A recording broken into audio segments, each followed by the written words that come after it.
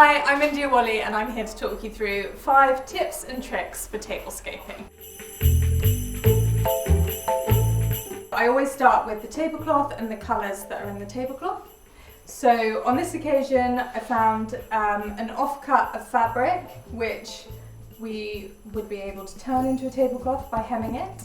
And once we saw the colours in the tablecloth, we decided to pull all the colours from the tablecloth through into the flowers, into the napkins. So if you look closely, the mustard napkins, there's mustard flowers in the tablecloth. We've pulled the grey from the vintage plates and then used that for the side plates.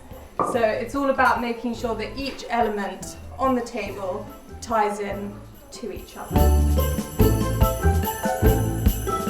And on this occasion, we've used Missima bangles as a fun little way to do the napkin rings. So we tie them and then they go round and they just create a nice little shape. Or I tend to use a lot of vintage napkin rings, or you can use ribbon for tying the perfect bow.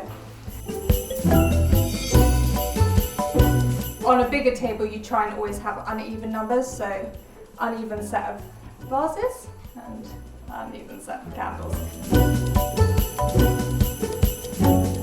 Candles are a really nice way to warm up the table, especially for a Christmas table.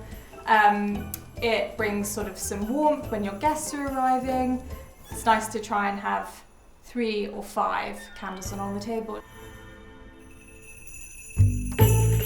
So when it comes to flowers, like I said, it's nice to have an uneven number of vases, and it also helps if you have different heights because it creates different movement along the table. We went to Covent Garden Flower Market this morning and chose all the different colours based on the flowers in the tablecloth to make sure that it all ties together. So we went for sort of berry colours and greens, and then used these slightly lighter coloured flowers to just brighten the table up and link nicely with the colours of the mustard flowers in the tablecloth.